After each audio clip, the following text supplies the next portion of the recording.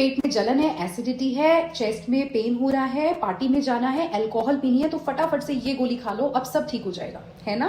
अक्सर आप लोग ऐसा कर रहे हैं।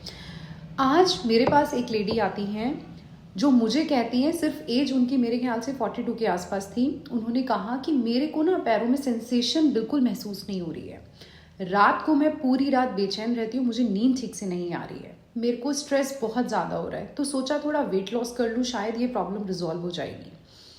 जब मैंने उनका BMI चेक किया तो बिल्कुल नॉर्मल पाया, तो मैंने कहा आपको तो वेट लॉस की बिल्कुल भी ज़रूरत नहीं है। फिर मैंने उनका रूटीन देखा कि वो क्या ऐसा कर रही हैं, ऐसी क्या चीज़ें हैं जिसकी वजह से उनको ये प्रॉब्लम देखने को मिल रही है।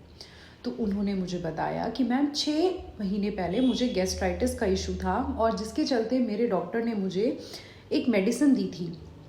मैं जब उसको खाती हूँ ना तो मुझे खा के बहुत अच्छा लगता है। तो मैंने उनको बोला कि आप इसको कितने टाइम से खा रहे हैं, तो उन्होंने कहा मैं पिछले 6 महीने से खा रही हूँ, क्योंकि इसको खा के बड़ा रिलीफ मिलता है, देखो मैं इसको तो नहीं बंद करने वाली हूँ। नाम पूछा तो उन्होंने बताया कि पेंटॉप ले रही हूँ और मेरा बहुत बढ़िया रहता है। और कुछ बताओ आपके पास अगर है तो बढ़िया, मतलब जिससे मेरे पैरों की सेंसेशन ठीक हो जाए।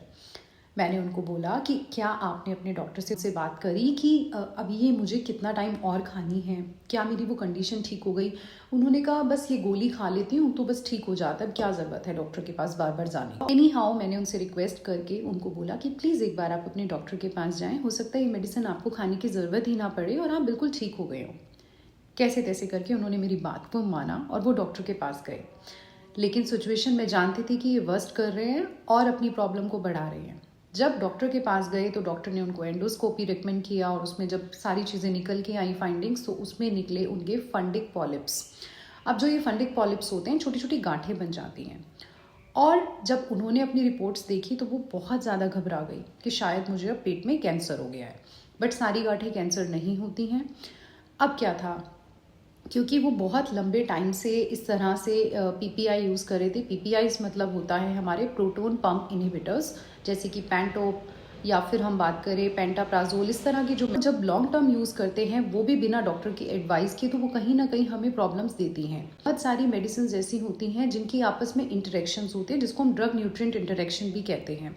इसी तरह से जो ये हमारी एंटी एसिड्स होती हैं, ये हमारी बॉडी से B12 के एब्जॉर्प्शन को रोक देती हैं, ब्लॉक कर देती हैं। अब क्योंकि उनकी पैरों में सेंसेशन थी, नमनेस बहुत थी, तो मैंने उनको बोला अब B12 भी चेक करा लिया जाए। जब B12 चेक कराया तो देखा वो सीवियर डेफिशिएंसी उनके अंदर पाई गई।